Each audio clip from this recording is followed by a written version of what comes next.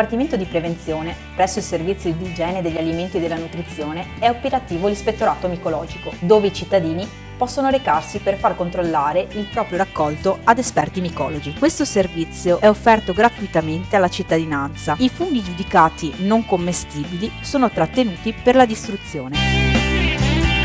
L'ispettorato offre servizio di consulenza e controllo della commestibilità dei funghi raccolti da privati cittadini, consulenza sulla corretta modalità di conservazione e di utilizzo dei funghi commestibili, controllo dei funghi destinati alla vendita, campionamenti di funghi freschi, secchi o diversamente conservati, consulenza micologica su richiesta dei pronto soccorso o reparti ospedalieri in caso di sospetta intossicazione.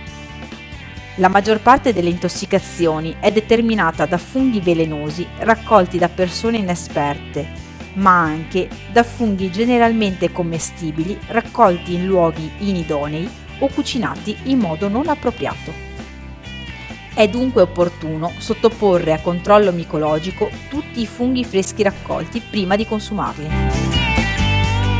I privati cittadini possono presentarsi a Padova, presso il mercato agroalimentare in Corso Stati Uniti 50, da settembre a novembre. I micologi sono presenti il lunedì dalle ore 9 alle ore 11, gli altri giorni previo appuntamento telefonico. Per la sede di Padova Sud, i privati cittadini possono presentarsi a Monselice in via Guglielmo Marconi 19 dal martedì al venerdì dalle ore 8 alle ore 9. A Campo San Piero gli uffici sono presso il centro servizi sociosanitari Guido De Rossignoli in via Cao del Mondo 1 al secondo piano e si riceve dal lunedì al venerdì dalle ore 8:30 alle ore 9:30.